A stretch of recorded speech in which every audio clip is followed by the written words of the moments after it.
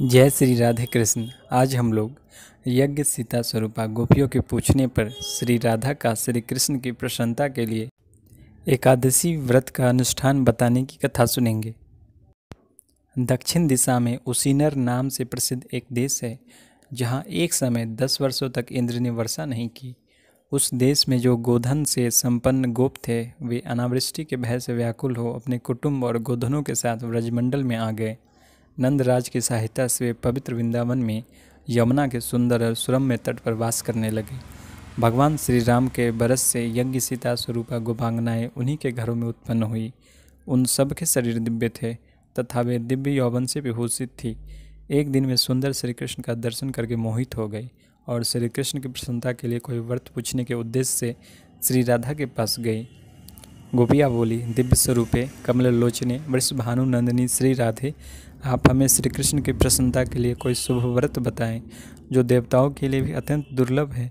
वे श्री नंदनंदन तुम्हारे वश में रहते हैं। राधे, तुम विश्व मोहिनी हो और संपूर्ण शास्त्रों के अर्थ ज्ञान में पारंगत भी हो।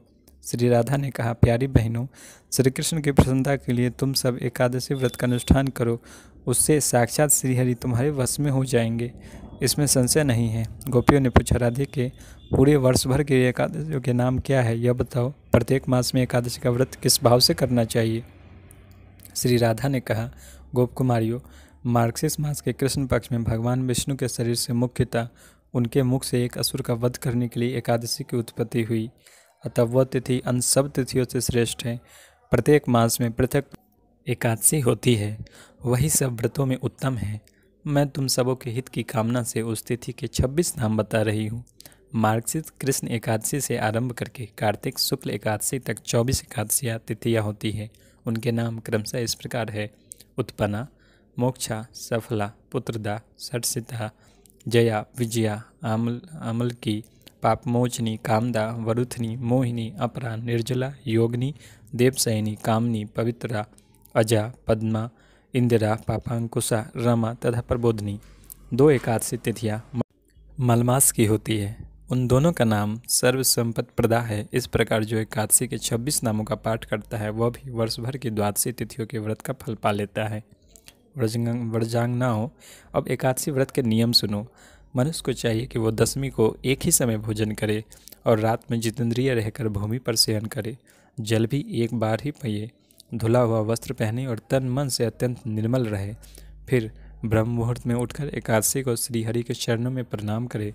तदंतर शौचादि से निवृत्त हो स्नान करे। कुएं का स्नान सबसे निम्न कोटि का है, बावड़ी का स्नान मध्यम कोटि का है, तालाब और पोखरी का स्नान उत्तम श्रेणी में गिना गया है और नदी का स्नान उससे भी उत्तम है। इस प्रकार स्नान करके व्रत पालन करने वाले नरश्रेष्ठ क्रोध और लोभ का त्याग करके उस दिन नीचों और पाखंडी मनुष्यों से बात न करे। मंदिर में भगवान केशव का पूजन करके वहाँ नैवेद्य लगाएं और भक्ति युक्त चेत से दीपदान करें। ब्राह्मणों से कथा सुनकर उन्हें दक्षिणा दे, रात को जागरण करे और श्री कृष्ण संबंधी पदों का गान एवं कीर्तन करे। वैष्णव व्रत एकादशी का पालन करना हो तो दशमी को कांसे का पात्र, मांस, मसूर, कोदो, चना, साग, शहद, प्रायः अन्न, दोबारा भोजन तथा मैथुनी 10 वस्तुओं को त्याग दे। जुए का खेल, निद्रा, मदपान, दंत धावन, परनिंदा, चुगली, चोरी, हिंसा, रति, क्रोध और असत्य भाषण, एकादशी को इन 11 वस्तुओं का त्याग कर देना चाहिए।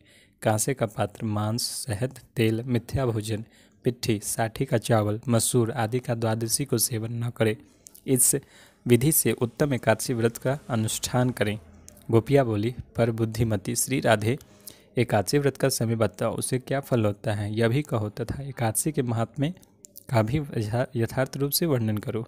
श्री राधा ने कहा, यदि दशमी 55 घड़ी तक देखी जाती हो तो एकादशी त्याज्य है, फिर तो द्वादशी को ही उपवास करना चाहिए।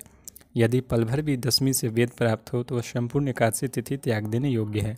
ठीक उसी तरह जैसे मदिरा की एक बूंद भी पड़ जाए तो गंगा जल से भरा हुआ कलश त्याज्य हो जाता है। यदि एकादशी बढ़कर द्वादशी के दिन भी कुछ काल तक विद्यमान हो तो दूसरे दिन वाली एकादशी ही व्रत के योग्य है। पहले एकादशी को उस व्रत में उपवास नहीं करना चाहिए। व्रजांगनाओं, अब मैं तुमसे इस एकादशी व्रत का फल बता रही हूँ जिसके श्रवण मात्र से वाजपेयी यज्ञ का फल मिलता है, जो 88,000 ब्राह्मणों को भोजन कराता है। उसको जिस फल की प्राप्ति होती है उसी को एकादशी का व्रत करने वाला मनुष्य उस व्रत के पालन मात्र से पा लेता है। जो समुद्रों और वनों सहित सारी वसुंधरा का दान करता है, उसे प्राप्त होने वाले पुण्य से भी 1000 गुना पुण्य एकादशी के महान व्रत का अनुष्ठान करने से सुलभ हो जाता है। जो पाप अंक से भरे हुए संसार सागर में डूबे हुए हैं, उनके उद्धार के लिए एकादशी का ही व्रत सर्वोत्तम साधन है। रात्रि काल में जागरण पूर्वक एकादशी व्रत का पालन करने वाला मनुष्य यदि सैकड़ों पापों से युक्त हो तो भी यमराज के रौद्र रूप का दर्शन नहीं करता। जो द्वादशी को तुलसी दल से भक्तिपूर्वक श्रीहरि का पूजन करता है, वो जल से कमल पत्र की भांति पाप से लिप्त नहीं होता। सहस्त्रों अश्वमेध यज्ञ तथा सैकड़ों राष्ट्रीय यज्ञ भी एकादशी के उपवास की 16वीं कला के बराबर नहीं हो सकते।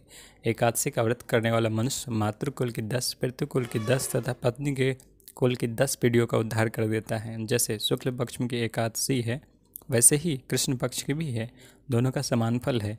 दुधारू गाय जैसी सफ़ेद वैसी काली, दोनों का दूध एक सा ही होता है। गोपियों, मेरू और मंदराचल के बराबर बड़े बड़े 100 जन्मों के पाप एक और एक ही एकादशी व्रत दूसरी ओर हो तो वो उन पर्वतोपम पापों को भी उस प्रकार जलाकर भस्म कर देती है जैसे आग की चिंगारी रुई के ढेर को दग्ध कर देती है। गोपांगनाओं, विधिपूर्वक हो या अविधिपूर्वक, यदि द्वादशी को थोड़ा सा भी दान कर दिया जाए तो वो मेरू पर्वत के समान महान हो जाता है। जो एकादशी के दिन भगवान विष्णु की कथा सुनता है, वह 7 द्वीपों से युक्त पृथ्वी के दान का फल पाता है। यदि मनुष्य शंखरू तीर्थ में स्नान करके गदाधर देव के दर्शन का महान पुण्य संचित कर ले तो भी वह पुण्य एकादशी के उपवास की 16वीं कला को भी समानता नहीं कर सकता। प्रभास, कुरुक्षेत्र, केदार, बद्रिका आश्रम, काशी तथा सुकर क्षेत्र में चंद्रग्रहण, सूर्यग्रहण तथा 4 लाख संक्रांतियों के अवसर पर मनुष्यों द्वारा जो दान दिया गया है, वह भी एकादशी के उपवास की 16वीं कला के बराबर नहीं। गोपियों, जैसे नागों में शेष, पक्षियों में गरुड़, देवताओं में विष्णु, वर्णों में ब्राह्मण, वृक्षों में पीपल तथा पत्रों में तुलसी दल सबसे श्रेष्ठ है, उसी प्रकार व्रतों में एकादशी तिथि सर्वोत्तम है। जो मनुष्य 10,000 वर्षों तक घोर तपस्या करता है, उसके समान ही फल वह मनुष्य भी पा लेता है जो एकादशी का व्रत करता है। व्रजांगनाओं, इस प्रकार मैंने तुमसे एकादशियों के फल का वर्णन किया। अब तुम श्री के इस व्रत को आरंभ करो। बताओ और क्या सुनना चाहते हो? आगे की कथा हम लोग अगले वीडियो में सुनेंगे। जय श्री राधे कृष्ण।